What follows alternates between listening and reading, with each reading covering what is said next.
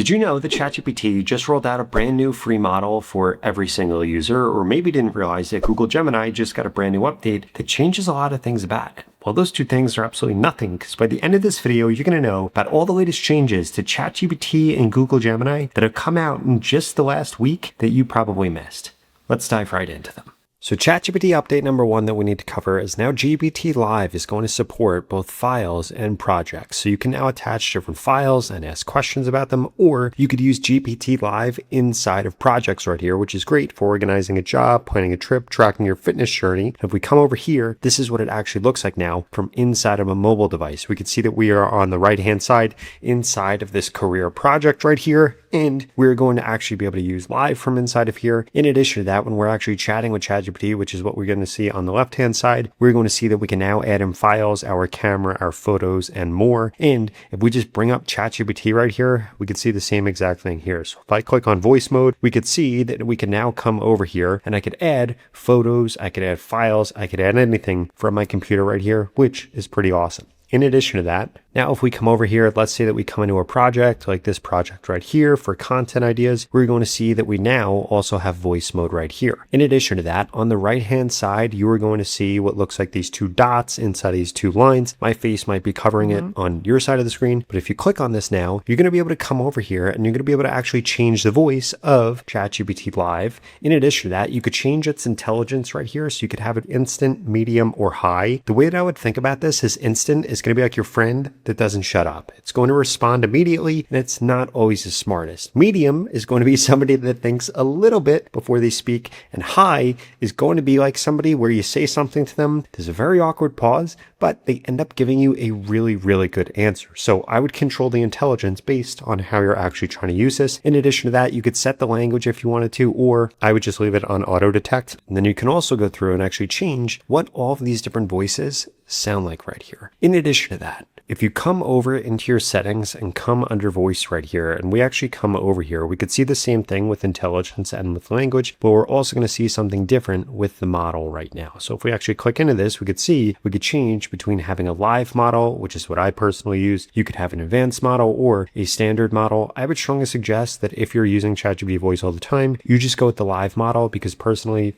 I find it the most helpful. Now, change number 2 is that ChatGPT has now released free models pretty much for everybody. So we could see that they've gone through and they've improved ChatGPT 5.6 Soul inside of ChatGPT, and they expanded access to GPT 5.6 Luna for all free users. So now, no matter how you're actually using ChatGPT, whether you're on free, you're on plus, you're on pro, you're on enterprise, you're on business, doesn't matter what you're on now, you're going to have access to ChatGPT 5.6. And we could see that they've gone through and they have updated GPT 5.6 Soul to better support the full range of answering things quickly from the web, doing web searches, planning, research advice, and complex. We could see right here that for plus and pro users, the same model now powers both instant responses and deeper reasoning, creating a more consistent experience right here. In addition to that, it's focused on actually giving you more focused answers. So we could see what the difference is with GPT 5.5 Instant. We see that this gives a super long answer. With GPT 5.6 Soul, it's a lot more concise. In addition to that, it's actually building these different things in line, which is pretty cool. In addition to that, it is more reliable when it comes to giving you facts. It's more consistent from quick answers to deeper thinking. And if we come down here, we could see that access is now expanded for free users. So this is exactly what this is going to look like right here. So now ChatGPT is going to allow free users to get smarter answers by turning on Think if they want to, which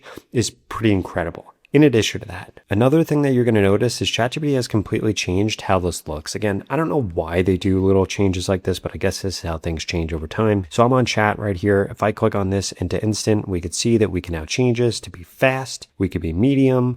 We could be, I don't know, high. We could be extra high. And then we could be pro right here. And I like how this actually goes through and highlights things. In addition to that, we could change the model right here between GPT 5.6 Soul, GPT 5.5, 03. In addition to that, we could change the effort. If I come back over to instant right here, we could see this is still just going to be GPT 5.6 Soul. Now, if I come over into work right here, we could see that we have way more control over what we're using. We have GPT 5.6 Soul, GPT 5.6 Terra, GPT 5.6 Luna, and then it goes through the speed and the effort with each of these. I would strongly suggest that no matter what you're doing on ChatGPT, you're simply using ChatGPT 5.6 because it's going to give you the best results and it has the best balance between speed, accuracy, agentic tasks, research, reliability, and all of that, which is really what we're highlighting right here, which is ChatGPT has upgraded this. Now, the next update that we need to talk about is going to be to Google Gemini Spark, which is going to be now on Gemini, and this just got a massive upgrade. So now if we come over into Spark, let's say that we click on settings right here, you are now going to be able to see that we have Gemini Spark settings. You want to make sure that you are coming in here and turn off Gemini Spark. You want to make sure that this is going to be off right here. Delete remote browser history. You don't have to do anything here, and delete remote execution. You don't have to do anything here. But what this is now going to allow Google Gemini Spark to do is actually integrate with Google Chrome right here. So we could see that we can now ask it something like find the cheapest nonstop flight from the Bay Area to Seattle for August 20th to August 24th on Sky Travel, log into my account and fill in the information. And this will actually be able to go through and do this and take over this task, which is pretty incredible. So basically this can now handle web errands to Chrome auto browser right here, which is pretty awesome. So check this out. So I'm going to come over here and I'm going to say inside of Spark right here, find M&M sneaker auction and rank the sneakers from highest to lowest current bid.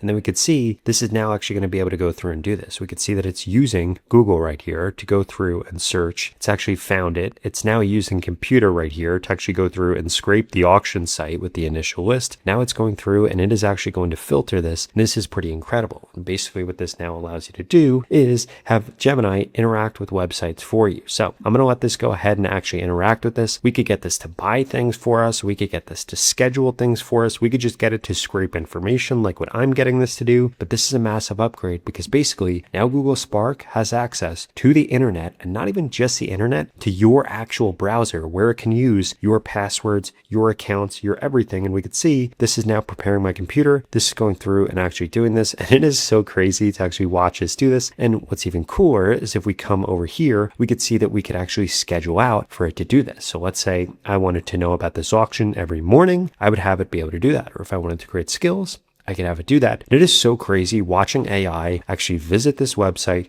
go through, actually change the filtering right here, and then grabbing all of this information and giving it to us. And again, it literally changed the sort to as current bid, high to low. It's now looking at all this. It's absolutely insane that AI agents are going to use the internet more than humans. And now here it is. We got the answer right here with the top sneakers, which is pretty incredible. And what I'm actually going to do is get this to compare to what these sneakers would be worth just by themselves, because I'm actually thinking about betting on some of this because I love M&M. Now, before I get into the rest of the changes that are only going to keep getting crazier and crazier, I wanted to make sure that you're actually prompting ChatGPT and Google Gemini the right way, because at the end of the day, the quality of the responses that you get is going to come down to the quality of your prompts, and this makes a massive difference. Let me show you. You need to make sure that you are actually prompting this correctly. For example, let's say that we come over here into 3.5 flashlight and we say something like, I want to create a blog post about how MCP works in AI. Let's say that we were to give it this prompt right here. That wouldn't be the ideal way to actually prompt Google. Instead, what you want to make sure that you're doing is you want to be using a prompt optimizer like this right here that I just pulled up. This is the My Prompt Buddy prompt optimizer. It makes this incredibly easy to do because you could do this from directly inside of Gemini. It also works with ChatGPT, Grok, Claude, and every other LLM. So we could come over here and say something like, I want to create a blog post about how MCP works in AI. Our ideal output is a 1,000-word blog post, well written and formatted correctly. And then we could click on optimize right here. And this actually goes through and optimizes our prompt for us. So we could see that this prompt looks completely different. It has a situation, a task, an objective, it has knowledge, and this is what this actually wants. So we could come over here and copy this, and then I want to show you the difference. So we could see right here that this wrote a blog post, but it's not formatted correctly. It's kind of a pain for us to then take this and turn this into a real blog post. But if we open up a new chat right here and we put in this different prompt that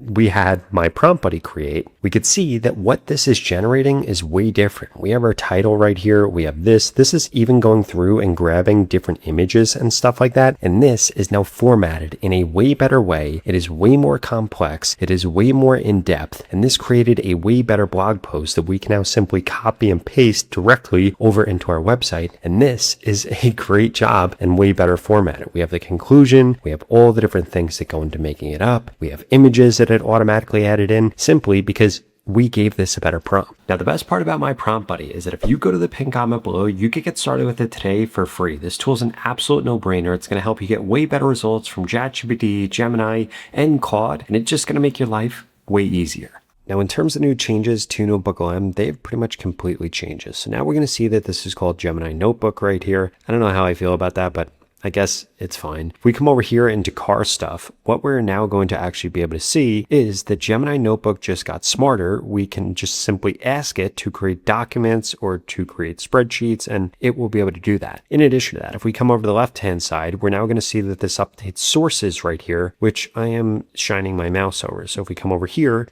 everything it creates will only actually use as one source, and we could actually double check this. If we come over into data table right here, we could see how many sources are actually chosen right here. So essentially, you now have way more control over what sources you are actually using, and this just got a lot smarter. So if we actually want to go through and actually explore all of the different under the hood upgrades right here, we could see that this will actually make research more accurate and powerful because it gives every notebook a secure cloud computer. What does this mean? That this now allows Gemini Notebook to write and execute code natively to help you conduct complex data analysis grounded in your sources. And right now this is available for Google AI Ultra users. And at the point that you're watching this video, it has been rolled out to pro users on the web. So this is pretty incredible. In addition to that, we can now actually take our notebooks everywhere. So we can now have it give access to the Gemini app, but this now has full cross-app syncing between the Gemini app, the standalone notebook experience, and this is also going to get brought into AI mode inside of search. One thing I actually noticed this morning,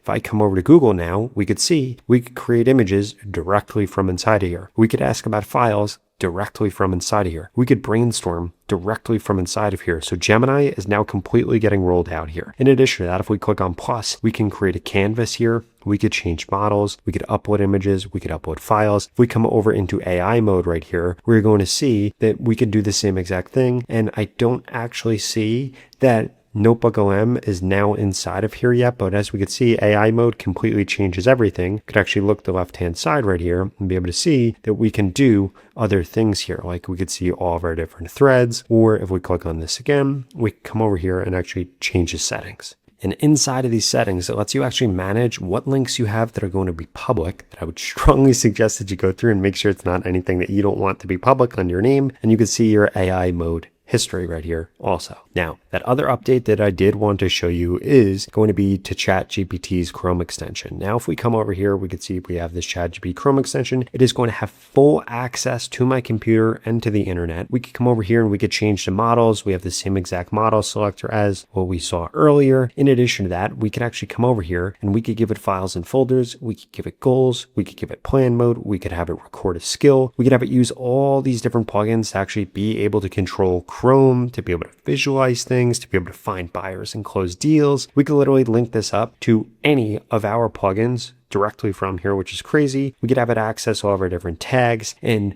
what I really love here is this new goal feature, because let's say that we click on this, we could say, my goal is to understand all of the updates from the last 7 days to ChatGPT, NotebookLM, and Google Gemini, so I can make a video about it.